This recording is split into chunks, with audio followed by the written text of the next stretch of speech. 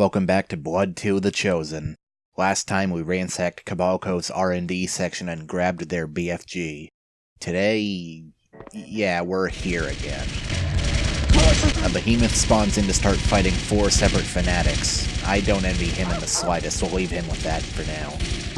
As for us, we get to deal with my favorite bullshit enemy, and after the introduction of Drudge Priests and Death Shrouds, that's actually an accurate statement. Damn it! You, sir, are no gentleman.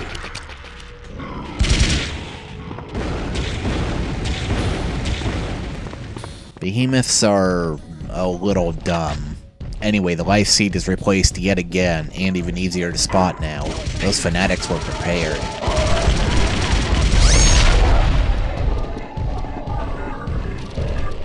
So that's the Singularity Generator. 50 batteries for swirling purple energy that pulls enemies in and throws them about. It looks really cool, but I'd prefer if these randomized damage values would stop making weapons deal single-digit damage. Oh, come on, I didn't even turn the corner yet.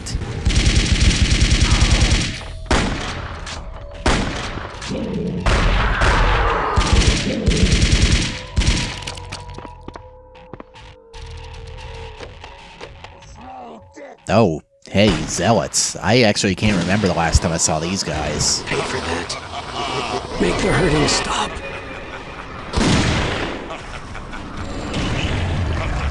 Okay, fuck this, we're out. Time for history again. So, last time I looked at Blood 2's competition.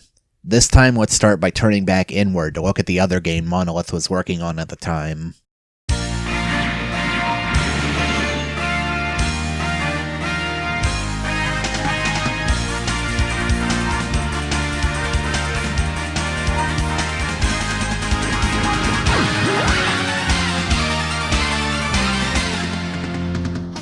Shogo, as mentioned before, began life in 1997 after several members of the team that released the original Blood began work on what would become the Lithtech engine.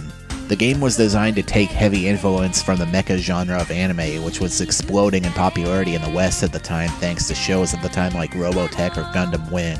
It tells the story of Sanjuro Makabe, a pilot in the United Corporate Authorities Security Forces, who recently lost his brother, best friend, and girlfriend in an attack by a terrorist group known as the Fallen.